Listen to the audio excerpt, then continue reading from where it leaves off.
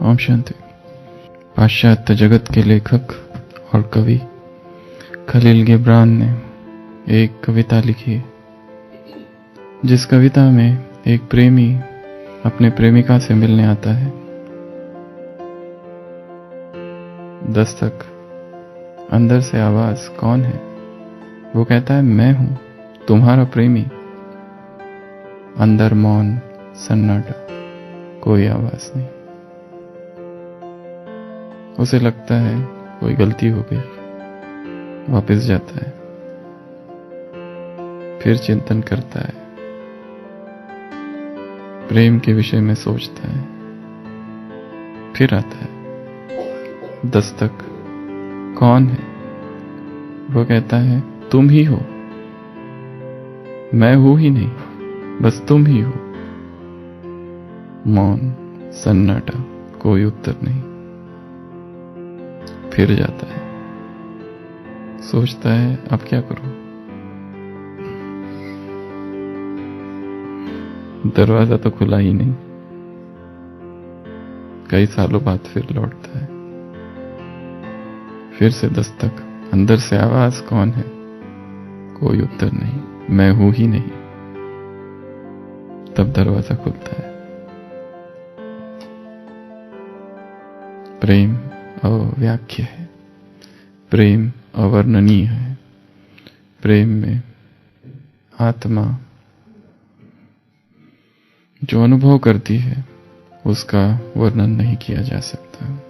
उसे ऐसी ऐसी चीजें होती है, ऐसी ऐसी सूक्ष्म बातों का अनुभव होता है जो केवल वो खुद ही समझ सकता है।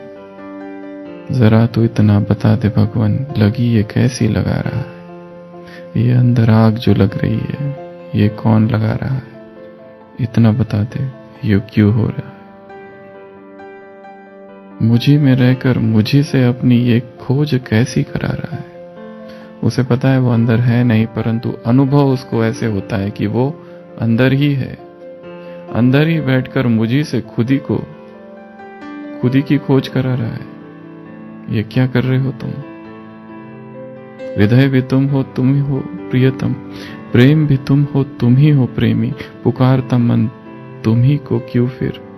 तुम ही जो दिल में समा रहा, तू ही समाया हुआ है दिल में, फिर भी तुझे पुकार रहा है, तुझे खोज रहा है। तुम ही सब कुछ हो, प्राण भी तुम, स्पंदन भी तुम, नयन भी तुम, ज्योति भी तुम ही को लेकर तुम्हें ही ढूंढूं। नहीं, ये लीला दिखा रहा है। ये कैसी लीला है? अंदर तुम बैठे और तुमको ही खोज रहा हूं। भाव भी तुम हो, तुम ही वंदना। संगीत तुम हो, रचना तुम हो, स्तुति तुम्हारी, तुम्हें सुनाओ। ये कैसी पूजा करा रहे हो मुझसे? कर्म भी तुम हो, तुम ही हो करता। धर्म भी तुम हो, तुम ही हो धरता। निमित्त कारण मुझे बनाकर ये नाच कैसा नचा रहे हो? ये कैसा नाच नचा रहे हो? तो परमात्मा प्रेम, प्रभु प्रेम, और आत्मा इस प्रेम में भगवान से जुड़ जाती है, एक हो जाती है। इस एक होने को ही क्या कहा गया है? योग। और इस योग से बल की प्राप्ति होती है। संसार में जो भी जुड़ाव है उससे शक्तियां क्षीण होती है।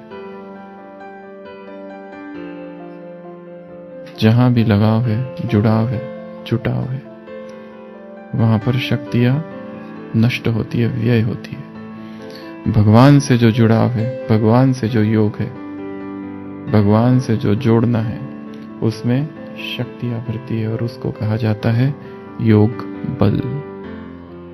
आज की साकार मुरली। बाबा ने पूछा है, योग बड़ा है या ज्ञान? क्या कहेंगे? जैसे भक्ति मार्ग में पूछा जाता है, क्या पुरुषार्थ बड़ा है या प्रारब्ध? तो पुरुषार्थ कहा जाता है। वैसे ही ज्ञान बड़ा है या योग? बाबा ने कहा योग बड़ा है। ज्ञान से भी योग बड़ा है। ज्ञान तो पूर्व तैयारी है योग की। जीवन का लक्ष्य ज्ञान नहीं है, जीवन का लक्ष्य तो योग है। जीवन का लक्ष्य तो है उस परमात्मा तक पहुंचना, उससे जुड़े रहना। योग माध्यम है वहां तक पहुंचने का।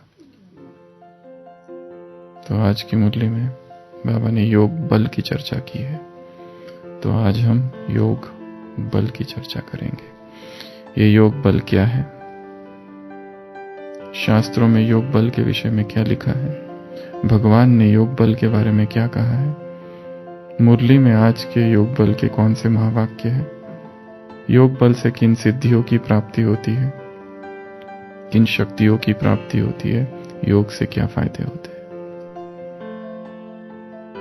5 बातें आज की साकार मुरली में आई है योग के विषय में। सबसे पहला, योग से तुम्हारी ज्योति जगती है, भोग से ज्योति बुझती है। आज की मुरली की लास्ट लाइन, अच्छा से पहले, जब तक किसी को ज्ञान ना सुनाओ तब तक खाना नहीं खाएंगे, ऐसा उमंग उत्साह हो।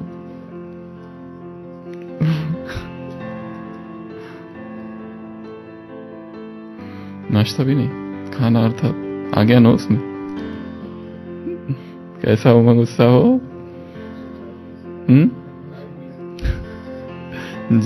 जब तक किसी को ज्ञान ना सुनाओ तब तक खाना ही नहीं है, ऐसा उमंग उत्साह होना चाहिए। तो सबसे पहली ज्योति, पहली पॉइंट, योग से तुम्हारी ज्योति जगती है, अर्थात भोग से ज्योति बुझी है। जहां भोग है वहां पर योग नहीं। भोग नहीं तो आत्मा को कमजोर कर दिया है।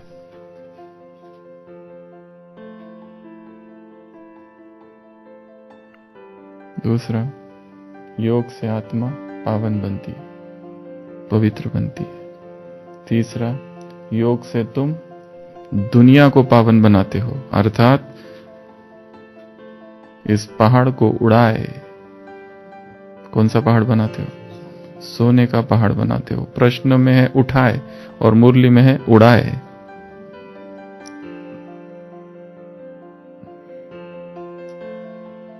इस पहाड़ को फूंक देते हो कलयुग के। हाँ?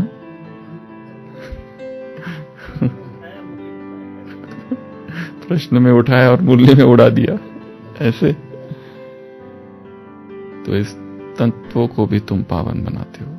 5 तत्व जो तमो प्रधान बन गए, शक्तिहीन बन गए, उनको भी तुम पावन बनाते हो अपनी योग की शक्ति से, अपने योग के बल से, अपने योग की पावर से। ज्ञान तत्वों को पावन नहीं बना सकता, योग तत्वों को पावन बनाएगा। चौथा, देहभान में आते हो तो विकार की चेष्टा होती है। मुरली में कहा है, देहभान में आते हो तो विकारों की चेष्टा होती है। चेष्टा अर्थात कोशिश करना, चेष्टा करना, प्रयत्न करना। चेष्टा करना अर्थात व्यर्थ प्रयास करना, या अनैतिक प्रयत्न करना। ये चेष्टा करना बंद करो। योग विकारों से छुड़ाता है। योगी कभी विकार में जा नहीं सकता, आज की मुरली की वाक्य है। योग से विकारों से मुक्ति। और 5वां, कर्मेंद्रियों पर कंट्रोल। एक एक कर्मेंद्रियों में विकार की दुर्गंध है। इन विकारों की दुर्गंध को सुगंध में परिवर्तित अगर करना है तो योग का सौरभ, योग की महक चाहिए। तो योग से ये 5 चीजें होती है। आत्मा की ज्योति जगेगी, आत्मा पावन बनेगी, दूसरों को पावन कर सकेंगे, विकारों से छूटेंगे और अपनी कर्मेंद्रियों पर संपूर्ण अधिकार होगा, कंट्रोल में होगी, चलायमान नहीं होगी।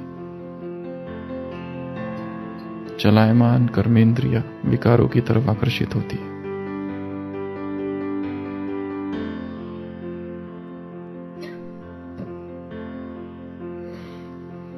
योग बल है।